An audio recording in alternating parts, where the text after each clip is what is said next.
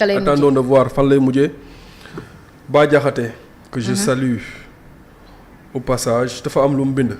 lu important may ma rek. vas-y. ma liiral la ko parce que c'est tellement important c'est une information parce que dafa mel ni. ñu bari amuñu information yi par rapport à li nga xamante ni moom la presse bi xëyee. muy lan. waaw rek may ma rek. ayca. mu ni à toute fin utile. Voici non avant boobu. Depuis ce matin, un article de Seneweb circule largement sur la toile concernant la procédure de demande de révision du procès opposant Ousmane Sonko Mame Mbaye Niang. Mu ni permettez-moi de préciser que vous êtes quelque peu en retard sur ce dossier. En effet, Mame Mbaye Niang a déposé son mémoire en défense devant la Cour suprême depuis le 6 janvier 2026. xam nga presse bi dañoo ne mu ngi préparé mémoire am Mame Mbaye Niang déposé na ko depuis le 6. Suivi d'un mémoire en révision produit par Ousmane Sonko le 3 mars donc Ousmane Sonko mooy doog a dugal bosam le 3 mars 2026. Par ailleurs kon kay kii lay di Ousmane Sonko moom moo riposté. waaw xaaral rek maa ngi ñëw. Par ailleurs une assignation en annulation de mutation frauduleuse d'un bien immobilier a été introduite les 23 et 26 janvier 2026 ainsi qu'une plainte pour faux et usage de faux de jugement, association de malfaiteurs et tentative d'escroquerie au jugement le 28 janvier 2026 devant le parquet de Dakar.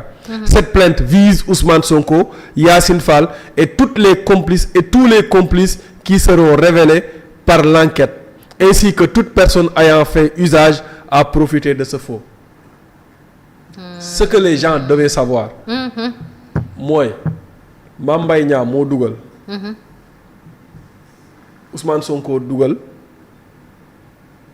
mémoire am le 3 mars boo fàttalikoo nit ñi dafa mel ni ñuy fàtte soo fàttalikoo avocat wu Mame Mbaye Niang yi defoon nañ conférence de presse. waaw ñu ne dañuy porter plainte. contre Ousmane Sonko contre Yassine Fall contre les avocats de Ousmane Sonko parce que xam lan moo tax Ousmane nee na këram gi. bi mu xamee ne dafa war a fay 200 millions affaire yi noonu la mu amoon ci bien muy këram bi. daf ko sax muté ci ay turu doomam ak soxnaam.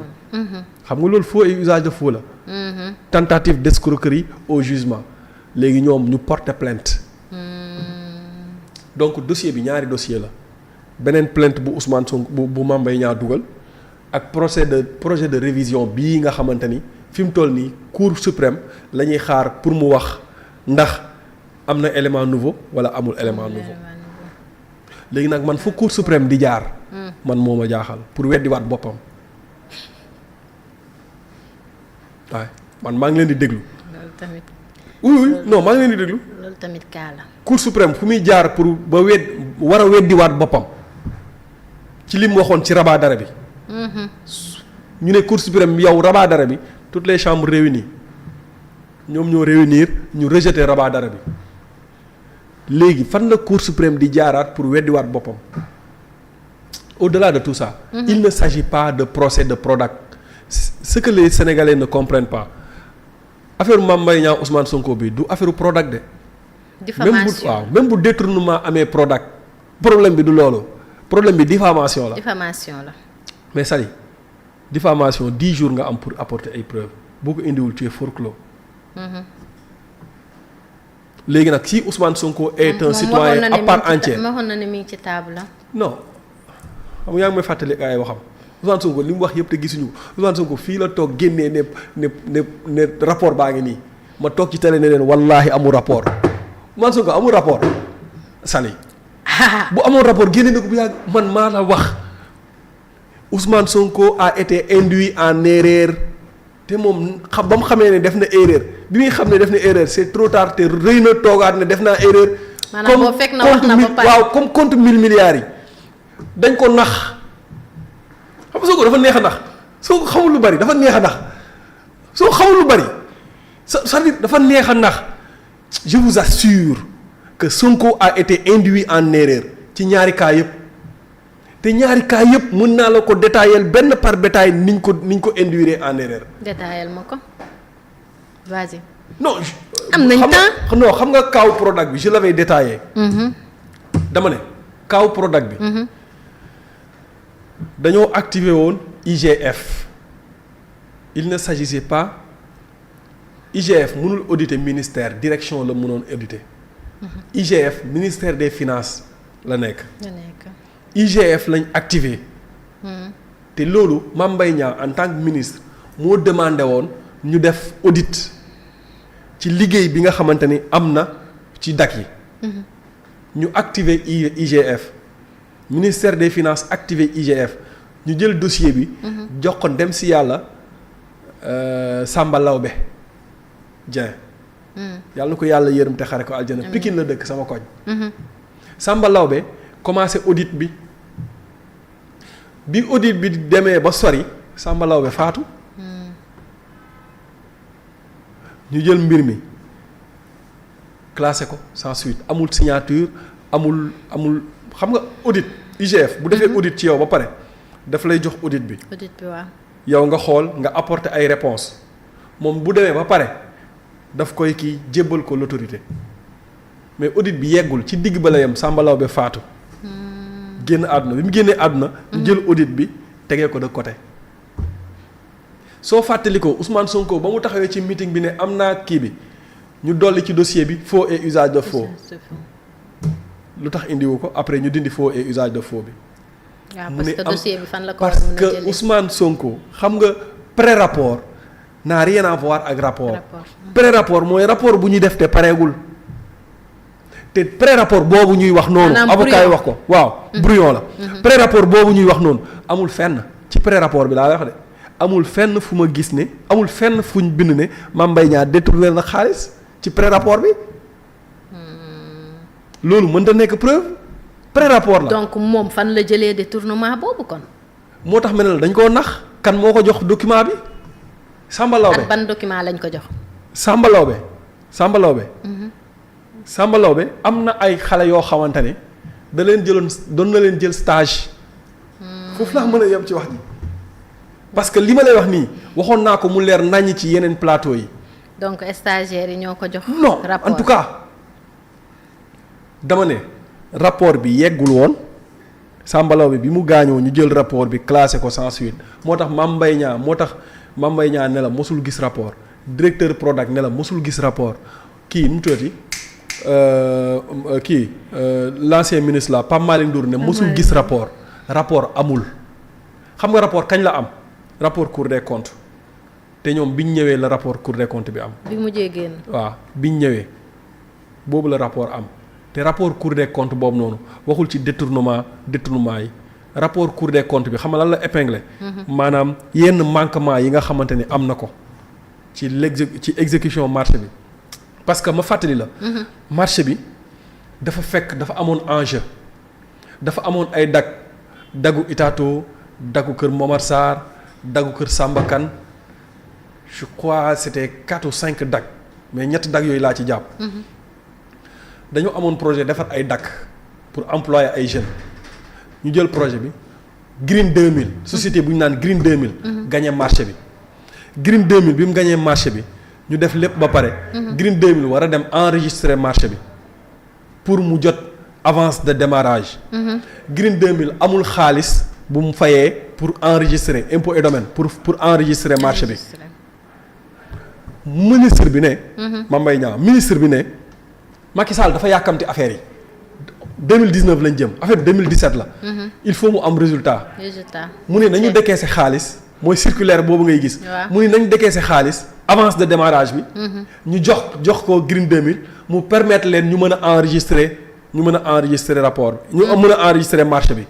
biñ décaissé xaalis jox leen ñoom ñu dem enregistrer marché bi ba pare commencé liggéey. loolu mooy vice bi ci mbir mi loolu mooy problème bi.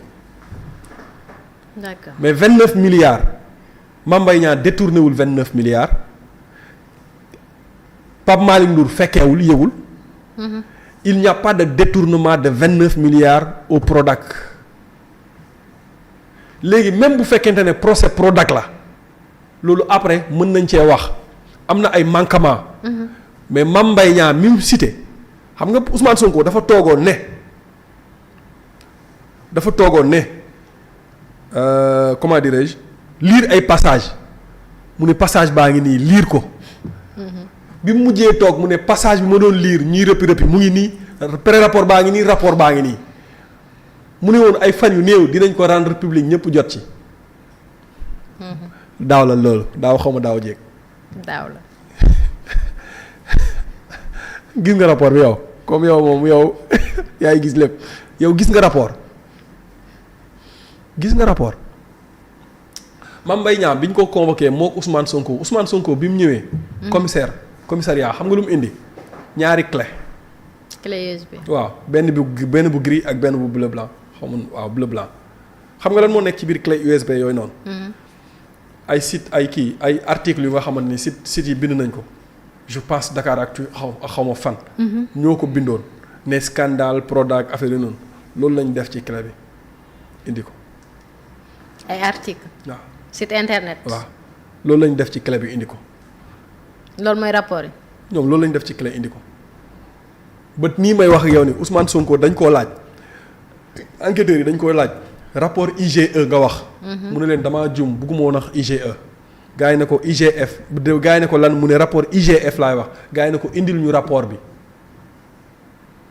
première audition bi ñu ne ko indil ñu rapport bi deuxième audition bi confrontation bi Ousmane Sonko ñëw ñu ne ko indil rapport Ousmane Sonko ni su ngeen soxlaa rapport yóbbu leen ma devant le juge du yéen laay jox rapport bi ma yor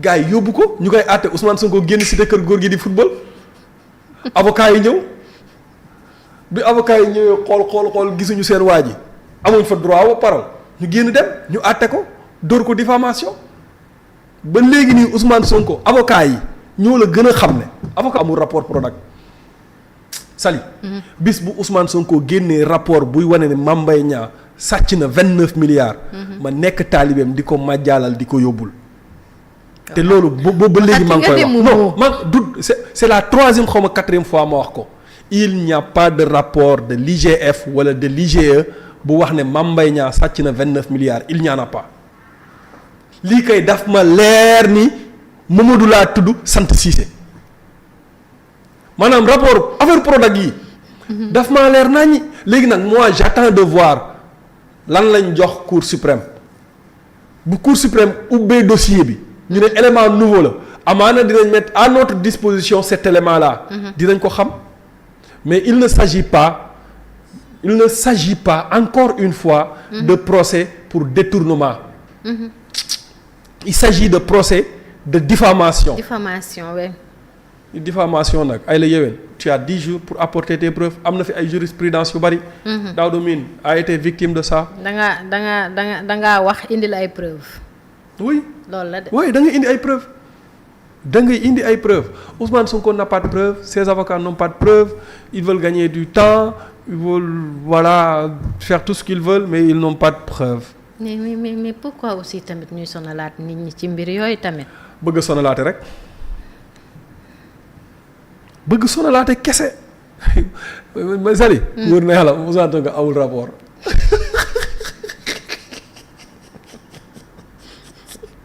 barke yàlla Ousmane Sonko amul rapport sali rapport Prodac non man déedéet mënul ñëw ne am naa rapport alors que rapport loolu moom am fenn xoolal compte 1000 milliards yi noonu lañ ko naxee waaw nan lañ ko naxee moom du ma ko wax amumo loolu du ma ko wax non nan lañ ko naxee maanaam jël ngay dugg ba ci biir mais mën ngaa dañ ko jox du faux ne ko compte bi diwa ko 1000 milliards moo ci nekk Ousmane Sonko génne seen benn compte rek gis nañ seen benn compte rek boo xamante ni li ci nekk ëpp na 1000 milliards te ñoom ñoo ko moom sañu laa génneel compte bi de léegi compte bi du ci wax dañ koy nax dama neex a nax su nga comme xale ndaw dama neex a nax trop moom it en tout cas tamit yéen tamit barke yàlla suñu ko daan neex a nax non sonal ngeen le premier waaw dafa neex a nax tamit boobu do ma am na nax yoo xamante ne man du ma ko sax nangu wut na yàlla mais moom dafa neex a nax daal en tout cas mais mi ngi noonu mais Momo